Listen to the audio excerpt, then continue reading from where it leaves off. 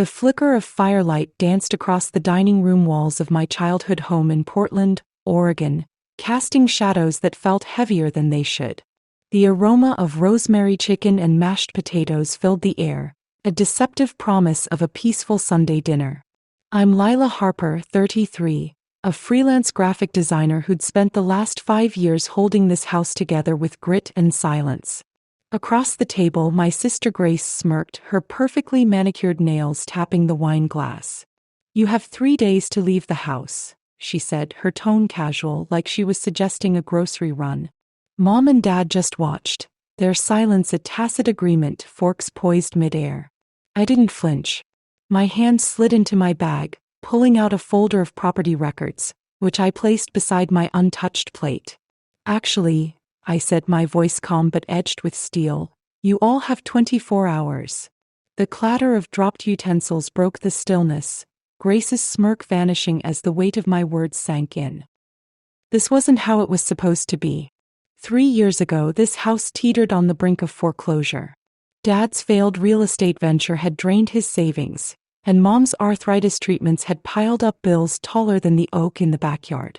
Grace, meanwhile, was off in Austin, curating her lifestyle blog with photos from Santorini, oblivious to the struggle. I never told them how close we came to losing it all. Instead, I acted, refinanced the mortgage under my name, secured a loan with my design earnings, worked 60-hour weeks from the attic sketching logos while balancing spreadsheets. They never asked how the bills got paid. They just sighed relief when the foreclosure notices stopped. I let them believe it was luck, not sacrifice, because this house was more than wood. It held the memory of Mom's lavender garden, the scorch mark from Dad's barbecue mishap, the squeaky porch swing where I dreamed as a kid.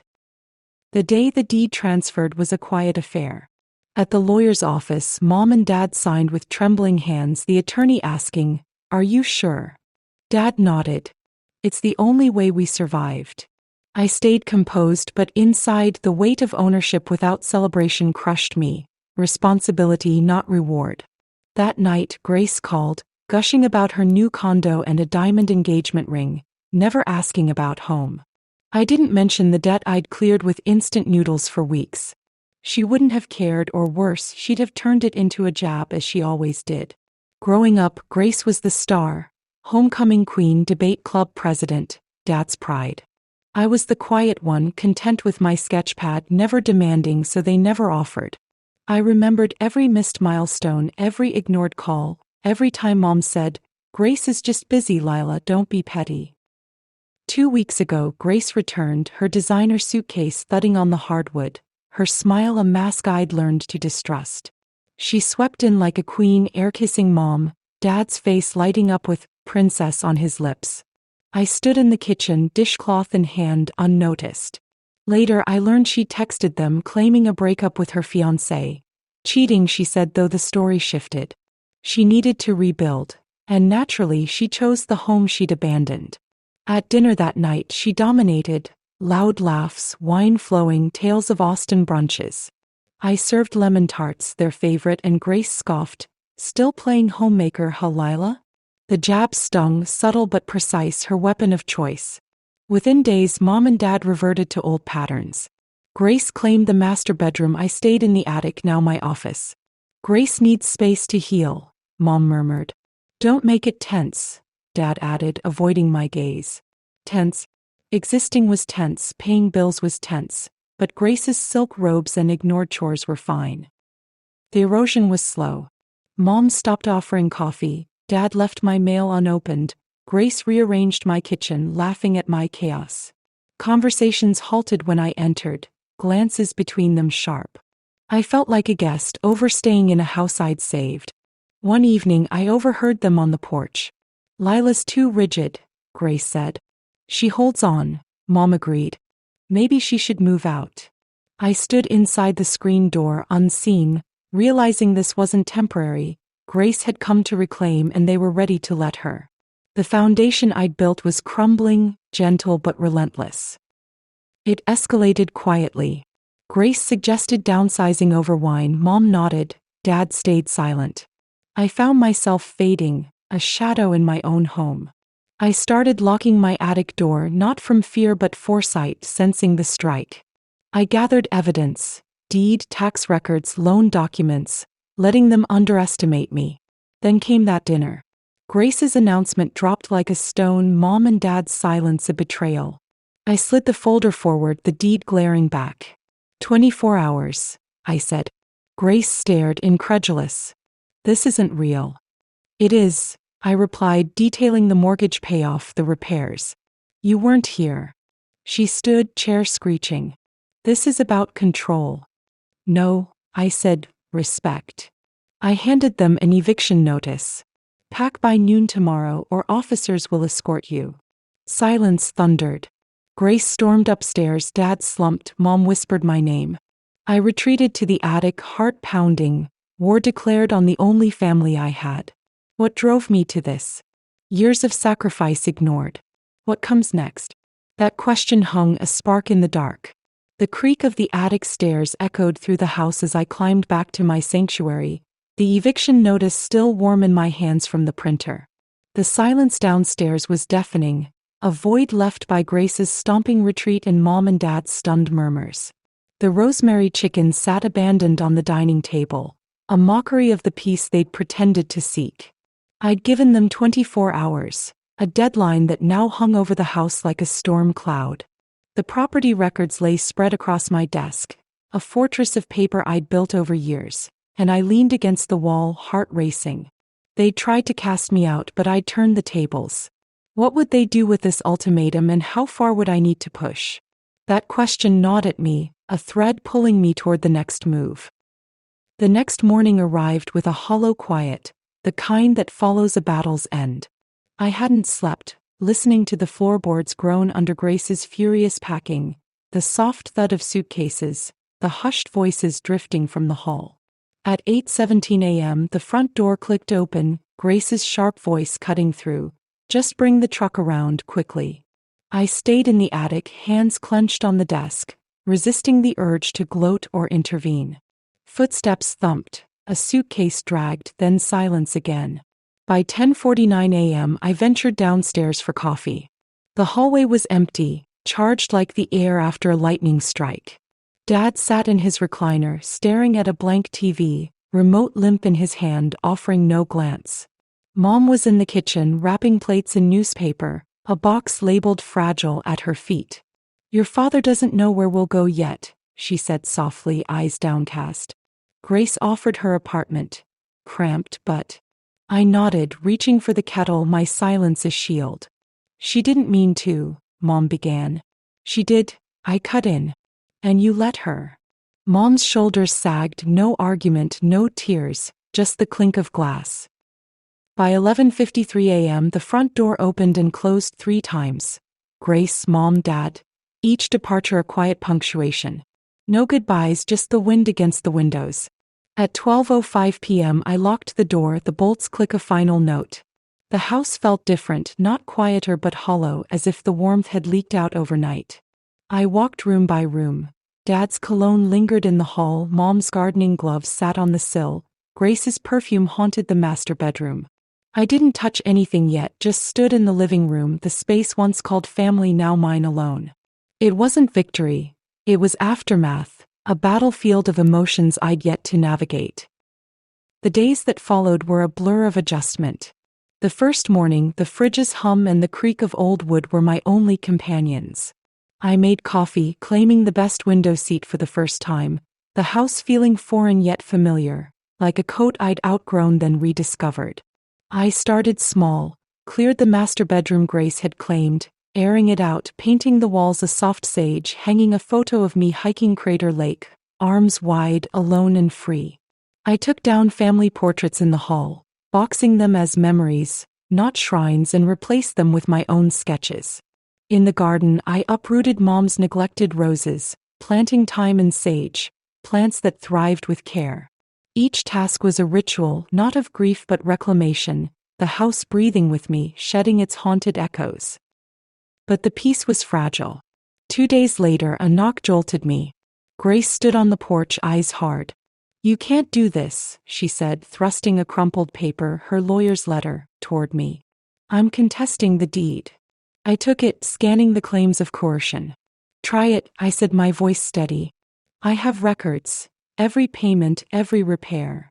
She stormed off, and I called my lawyer, who confirmed her case was weak. The threat lingered, though, a shadow over my new start.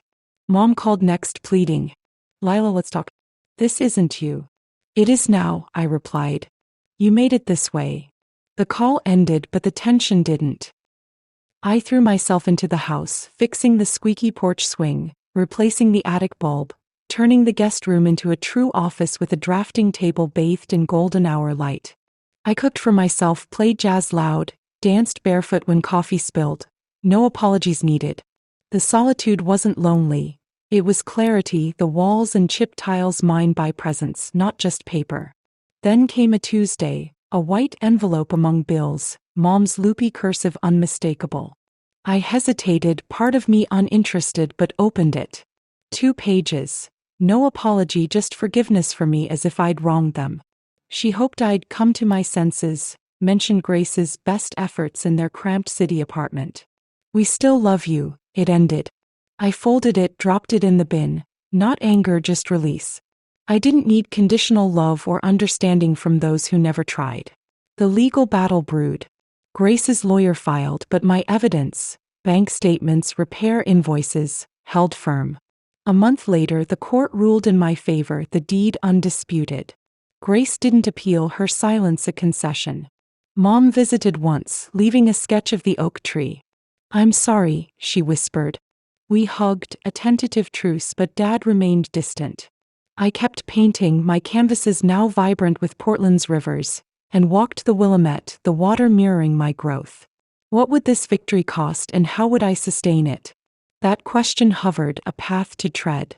The soft patter of rain against my Portland windows stirred me awake. The framed property deed on the wall, a silent sentinel of my hard-won triumph. The legal battle with Grace had concluded, the court's ruling affirming the house as mine, and the hollow aftermath of my family's departure had gradually filled with a new purpose. The Willamette River's distant murmur blended with the rain, a soothing cadence that marked this house as my sanctuary. I'd evicted Mom, Dad, and Grace, faced their resistance, and now stood in a space reshaped by my resolve. The cost, strained ties, a lingering isolation, remained, but so did the chance to build something enduring. The oak tree outside, its branches swaying in the drizzle, seemed to nod in approval. What would this house become under my care? That question had guided me, and now the answer was blossoming into reality. In the early days after their exit, the house felt like a hollow shell, its corners echoing with the ghosts of Mom's sighs, Dad's gruff chuckles, and Grace's triumphant laughter. A week after the court ruling, Mom knocked, her presence tentative, a sketch of the oak tree trembling in her hands. I'm sorry, Lila, she whispered, her voice thick. We failed you. We hugged, a fragile truce, her eyes glistening with unshed tears, a rare vulnerability I hadn't seen before. Dad stayed absent, his silence a wall I no longer tried to scale, but Mia, my cousin who'd watched the drama unfold from afar, reached out. Over coffee at a local cafe, she said, I'm proud of you, her smile warm. Can I help? I nodded, her offer a bridge to a new kind of family. I began transforming the space, replaced the creaky porch swing with a sturdy cedar bench, its varnish gleaming under the rain, and turned the attic into a studio with skylights, the light pouring over my drafting table like a spotlight on my rebirth. The garden bloomed with thyme and sage, their earthy scent a quiet defiance of the neglect that once defined it, the plants thriving under my care. The idea for a community hub took root from those changes. Years of designing logos for clients had honed my skills, but now I yearned to give back. I contacted the Portland Arts Collective, pitching a creative space for young designers. Workshops, exhibits, a haven to flourish. Donations began to flow. A $7,000 grant from a local design firm impressed by my story, $3,000 from a veteran I'd helped with a branding project, even $500 from a neighbor who'd seen the hub's potential.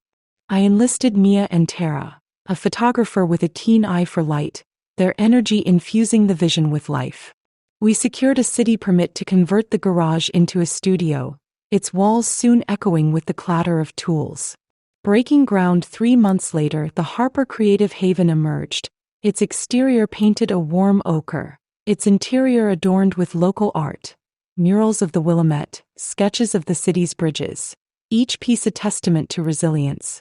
The opening day arrived, a crisp November morning, the air sharp with autumn's bite.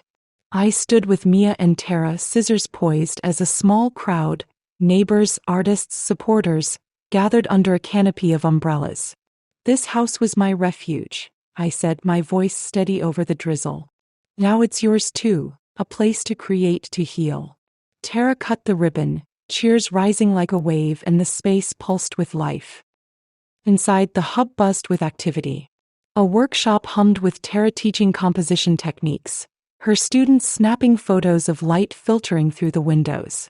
A gallery showcased Mia's vibrant paintings, their colors echoing the season's change, while a lounge offered a quiet nook for brainstorming, its cushions a soft contrast to the hard work within. I walked the rooms, the hum of creativity a soothing balm, and sat in the studio, opening my worn sketchbook. I wrote, "They saw me as a shadow, a quiet fix-it, but I turned their neglect into this. This house is my proof. I'm enough." A plaque by the door, crafted by a local metalworker, read, "Creativity roots resilience," its letters gleaming, a testament to my journey. That night, the crowd thinned and I lingered, the empty gallery silent save for the rain's gentle tap. On a table lay a blank canvas, its white surface waiting for new stories, a symbol of voices yet to rise and find their place. The months that followed solidified my path. The hub thrived, hosting design contests that drew talent from Eugene, art fairs that filled the gallery with laughter and color, its reputation spreading through word of mouth and social media. I hired a small team, including Sam, a 24-year-old designer with a passion for sustainable graphics, his enthusiasm a mirror to my early days hunched over a desk. Workshop revenue funded a scholarship, the Oak Tree Grant, honoring the tree that had witnessed my struggles, its first recipient a shy teen from a nearby shelter. Mom visited again, this time with Dad, his presence a surprise. He stood by the garden, hands in pockets, and said, "You've made something, Lila." We sat on the bench, the tension easing as he shared a memory of planting the oak. It wasn't forgiveness, but a grudging peace, a step toward reconciliation. Grace remained distant, her silence a closed chapter, but Mia's involvement, curating exhibits, mentoring Sam, kept a tie to my past alive. I kept designing, my canvases now bold with Portland's misty mornings and river reflections, and walked the Willamette bank, the water mirroring my growth, its flow a constant companion. 6 months later, I stood on the porch, the rain cleared, the city glowing under a soft dusk that painted the sky in hues of pink and gold.